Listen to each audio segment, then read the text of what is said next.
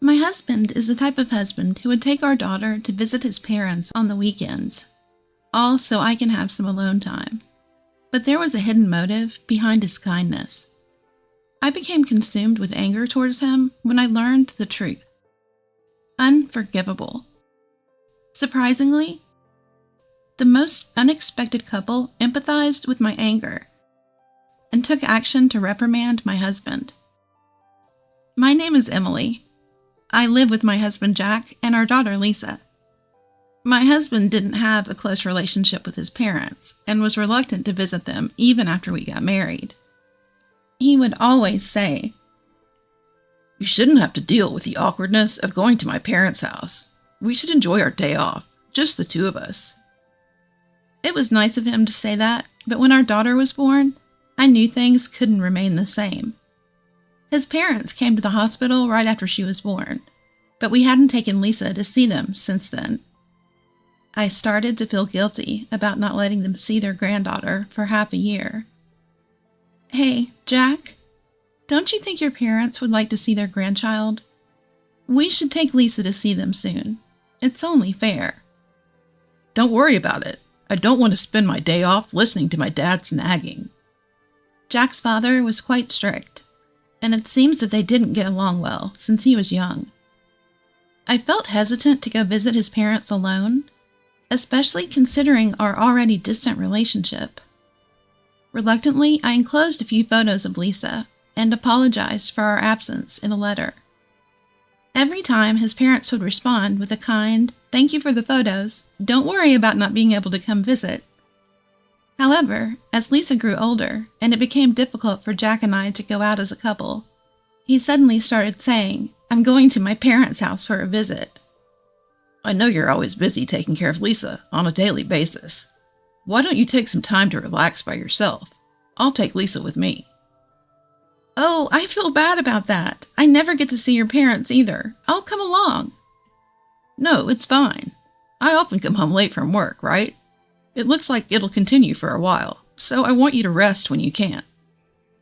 Convinced by his insistence, I happily sent off my husband and Lisa. Having Lisa there must have improved relations between Jack and his parents. He was in a good mood when they returned home. Ever since, he has continued his routine of working late on weekdays and visiting his parents with Lisa on the weekends. Come to think of it, when was the last time I had some alone time with my husband? There was hardly any time for my husband and me to be alone. One Friday night, I decided to wait for him to come home so we could talk. "Welcome home." "Emily, why are you still up?" "I want to talk to you about something." "About what?" "I want to go to sleep. We'll be leaving early tomorrow to go to my parents' house." "That's what I wanted to talk to you about. I'm thinking about joining you guys tomorrow." "What? Why? You don't need to come." "I appreciate the thought, but I've had plenty of alone time already. I'd like to see Lisa interacting with her grandparents every once in a while too, you know? Plus, we haven't had much time for the two of us to talk lately." My husband hesitantly replied, "It's kind of hard to say this, but it seems like my parents feel more comfortable when it's just me and Lisa. They feel a bit conscious when you're around." I was at a loss for words when I heard him say that. "Take some time for yourself at home." As I indulged in these words from my husband, I wondered if a rift was unknowingly forming between me and my in-laws. "I'm going to visit my parents with Lisa tomorrow, just the two of us. Anyway, I'm going to take a shower and go to bed." Jack spoke as he briskly made his way to the bathroom. With him putting it like that, there was nothing I could do. After the two left for his parents' house the next day, I wrote a letter to my in-laws for the first time in a long while. I apologized for not staying in touch and expressed my desire to visit them once in a while. This reminded me of when I used to write letters to them after giving birth. Back then, they used to respond kindly, but now I don't know if I'll receive a reply from them. After sending the letter, I waited for their response, as checking the mailbox became my routine. One day, I found a letter in the mailbox. It was from my in-laws. My heart pounded as I opened the envelope. The content of the letter was something I didn't expect. "We're glad to hear from you after such a long time. How is Lisa?" Has she grown a lot? We would be happy if you could send us some photos again. Judging from the content, it seemed that they hadn't seen Lisa in a long time. Then, where had my husband and Lisa been going every weekend? I thought back to my husband's recent behavior. Come to think of it, there was usually a scent of soap coming from Jack when he came home late. But the day I stayed up waiting for him, he was in a rush to take a shower. Could it be an affair? Suddenly, everything made sense. The late nights, leaving the house early on the weekends. I wanted to confront him immediately, but managed to restrain myself. If he was really having an affair, I needed evidence. That night, as soon as my husband fell asleep, I unlocked his phone. I searched through some past texts and easily found evidence of the affair. Plans for dates on his days off, messages about meeting up, and affectionate conversations were scattered everywhere. And one more thing. I found an email from a daycare center. It seems Jack was dropping Lisa off at a daycare center while he went to see his mistress, lying to me about going to his parents' house and leaving Lisa at a daycare, all to have an affair. My anger reached its peak. No man who abandons his precious daughter to meet his mistress deserves to be a father. I decided to first gather evidence of the affair. I gritted my teeth, holding back the urge to confront him immediately, and waited for the weekend. After Jack and Lisa left to visit his parents' house, as usual, I secretly followed behind them. Without realizing that I was following, Jack dropped Lisa off at the daycare center, completely accustomed to the process. Meanwhile, Lisa cried, looking distressed to be left at an unfamiliar daycare. "Lisa, hang tight just a little longer. I'll be back to pick you up right away." With a sense of unease and reluctance, I trailed behind my husband, unable to shake off the lingering feeling.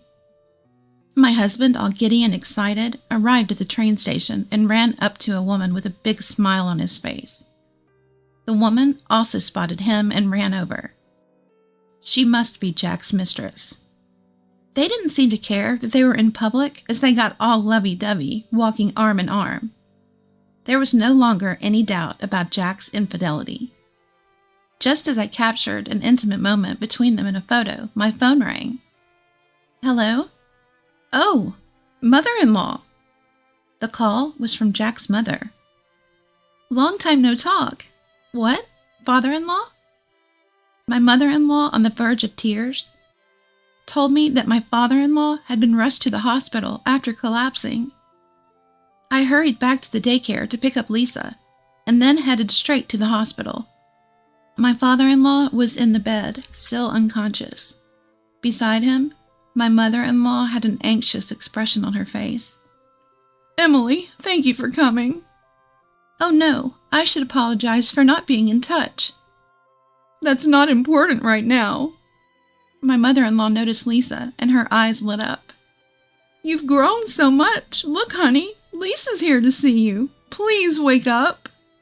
She spoke to her unconscious husband, her eyes welling up with tears. But there was no response from my father-in-law. She wiped her tears and spoke to me. "I tried calling Jack, but couldn't get through. I left him a message, but I guess he hasn't noticed it." "I'll give him a ring." I called Jack. He didn't pick up at first, but after persistent calling, he finally answered. "Emily, what's up?" "Where are you? You weren't answering and I was worried." I'm out fishing with Dad. Bad reception here." My mother-in-law looked at me in shock at his words. I nodded to her and continued with the conversation. "With your father? That's odd, because he's right here in front of me." What? Where the heck are you?" "I'm at the hospital. Your mother called to tell me that your father collapsed and was taken to the hospital. So that's why my mom kept calling. You knew she was calling and ignored her, didn't you? Was your rendezvous with your friend that important? What are you talking about? Don't play innocent right now. It's too late. I already know that you've been lying about going to your parents' house and instead having secret dates with your mistress. How? How did you find out? I wrote a letter to your parents, apologizing for not visiting in so long. Turns out they hadn't seen not only me, but you and Lisa either. I was shocked. If you want to meet your mistress so badly that you leave Lisa alone in daycare, don't even bother coming home. Hold on, I'll go pick up Lisa right now and head over there. I already picked her up. I can't believe you left her looking so sad and lonely. You followed me? Well, yes, I needed evidence for me to claim alimony after we get a divorce. I've got all the important scenes on camera now, so I can finally have peace of mind. Divorce? Alimony? Hold on. That's not what I... That was when I heard a sweet voice coming from the other end of the phone. Jack, are you still on the phone? Hurry up and come over. He hastily reacted to that voice. Be quiet. If this gets out, we'll be paying alimony. It sounds like he was speaking to his mistress, but his voice was loud and clear for us to hear. With my mother-in-law as a witness, claiming alimony was now a sure thing. I hung up the phone in disbelief. My mother-in-law gazed at me with astonishment. The conversation you just had with Jack. I'm sorry for all the trouble at such a difficult time. Jack has been out of the house every weekend lately, saying that he's going to visit you with Lisa. They haven't been coming over here at all. Yes, I noticed he'd been lying when I received the letter from you that led me to discover his affair. Jack's having an affair? How could he do such a thing when he has such an adorable daughter? He prioritized his mistress over our daughter. Today, as always, he left a reluctant Lisa in a daycare to go on a date with her. So, that's why he initially lied about being out fishing with his father. Having an affair is one thing, but what I couldn't forgive was how he neglected Lisa. I was collecting evidence to get a divorce when I received a call from you. Is that so? I'm sorry about my son. No, you don't have to apologize. Besides, it's not right to talk about us while your husband is in this condition. Just then, a raspy voice echoed through the hospital room. Don't worry about it. My mother-in-law and I were startled as we looked toward the source of the voice. My father-in-law, who barely opened his eyes, spoke to me. Emily, feel free to let go of my son whenever. Father-in-law! I hastily pressed the nurse call button. My mother-in-law rushed out into the hallway to get the doctor. The doctor arrived and after examining my father-in-law said, No need to worry anymore. We'll keep him here one more day just to be safe. But if there's no change in his condition, he can be discharged tomorrow. Thank you so much. My mother-in-law and I joyfully held hands. My father-in-law was also watching us with a gentle expression. As the doctor left the room, Jack entered. Dad, are you okay? Jack, aren't you supposed to be on a date? My husband tried to calm me down in a response to my remark. Well, that was a misunderstanding. I just wanted some me time to unwind over the weekend. I might have blurted out something about going to my parents' place, but I haven't done anything to betray you. He looked straight into my eyes as he spoke. For a moment, I almost believed him. But I had concrete evidence. I won't be fooled by you anymore. I saw you meeting up with a woman at the train station. She's a colleague from work, and we happened to bump into each other. But you guys started walking intimately together, didn't you? We both hadn't eaten lunch yet, so we decided to grab some lunch. Then what about the voice I heard over the phone? I'm sure I heard. If they find out about us, we'll get hit with alimony. At my words, Jack seemed flustered, but continued to look straight into my eyes as he continued. I don't remember saying anything like that. Maybe it was a couple's conversation from the table behind us at the restaurant. It seems like he was going to play dumb until the end. Am I just going to be swindled again? Just as I thought that, my father-in-law shouted at Jack. Cut the crap. You've always been like this. When you lie, you always look people straight in the eyes. Hearing his father's anger, Jack immediately shrank back. In a barely audible voice, he retorted against his father. Dad, it's none of your business. None of my business. Have you forgotten all the times you've deceived people and caused trouble? You haven't grown at all. Don't you have any sense of responsibility as a father? Dad, please calm down. Shut up, you foolish son. When I showed him the evidence on my phone, Jack finally gave in and admitted to the affair. Having been scolded by his dad must have hit hard. He accepted all my demands without making any excuses. First, we would proceed with the divorce as soon as his father is discharged from the hospital. I would get full custody of our daughter. He would transfer alimony and child support to my bank account every month. Following the suggestion of my father-in-law, I created a written agreement on the spot and had Jack sign it. Afterward, Jack bolted out of the room. He probably went back to his mistress. I, who remained in the room, bowed deeply to my in-laws. I'm really sorry for everything. If only I had gone with Jack and Lisa when they said they were going to visit you guys, none of this would have happened. My father-in-law responded kindly to me. None of this is on you. The one at fault here is Jack. He betrayed his family. He's always had a tendency to disregard others' feelings and act according to his own selfish desires. I've tried talking to him time and again, but he never listened and only resented me for it. So that's why he was so reluctant to go back home. That's probably it. I thought he might grow up a bit after getting married, but I guess I was too optimistic. I've put you through a lot. I'm really sorry. Oh no, it's me who should apologize. My mother-in-law hesitantly spoke to me. I feel terrible for what our son did, tainting your marriage records. I'm really sorry. It's okay. Being divorced or being a single mom isn't that unusual. We probably shouldn't be the ones saying this, but we'd still like to see you and Lisa, even after you cut ties with our son. We'll do whatever we can for the two of you. So if you ever need help, please don't hesitate to ask. I had no intention of getting back together with Jack, but being a first-time parent was full of uncertainties. My mother-in-law's offer made me so grateful that I was brought to tears. My father-in-law agreed with her. Yep, I'd like to second that.